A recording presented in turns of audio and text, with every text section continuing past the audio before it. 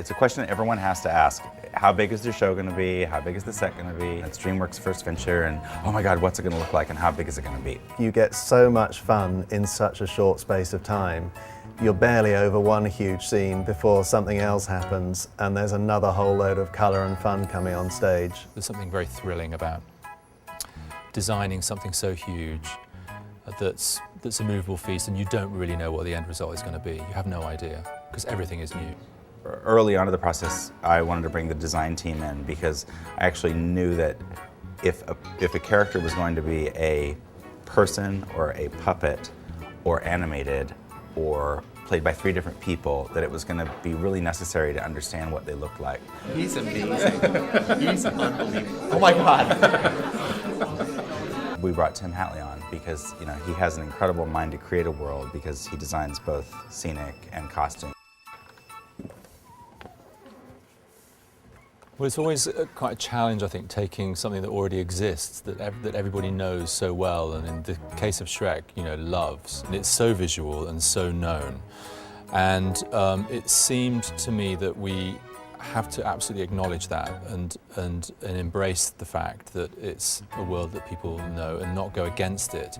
But at the same time, you've got to bring it into 3 dimensions and bring it into a piece of theatre. There's no telling quite what I'm going to think about first. So I can read a play, and actually some of the first images that come to me are actually what these people look like, the way that someone might function or what they might wear. Once I've established what that character is, that their space is then more informed by who they are, and I think, oh, they'll live in this sort of world. So I always see the 2 things hand in glove. I never see them as separate. The first one to come out of my mind really was Farquaad. The idea of him on his knees, that was one of the very early costume decisions. He's able to move his real knees, and that actually makes the feet work. And the big problem, of course, is donkey, because donkey's an animal, and yet we've got an actor, a human playing a donkey, and that was the one thing that was really, really challenging and difficult. And I would say, out of all the costumes, was the most difficult to work out. And this is his headpiece, which is built on a cap. These are operated off stage by remote control, so that they can move around like that. Once you start to build the costumes, and you've got actors in the costumes, it's really, really important to work with the actors to see how they're feeling, see what they can do.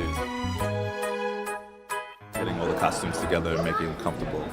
As good as they look, they just still have to be practical. Tim Hatley made me the greatest costume I've ever had in my life. The costumes are amazing. I mean, even like all of the beading, all the hand beading on it's crazy. Put on our giant winter snowsuits and dance around. Because originally the musical was called Shrek and the 3 Pigs. Right.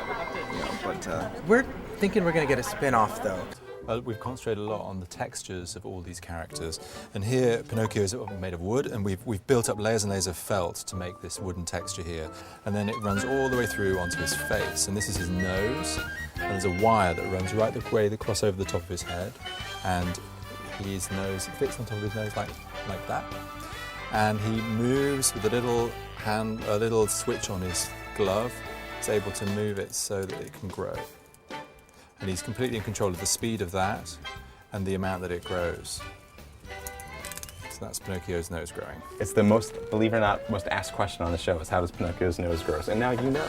A lot of the costumes have got this, a lot of the painting on the costumes, and the idea is that they feel slightly like illustrations.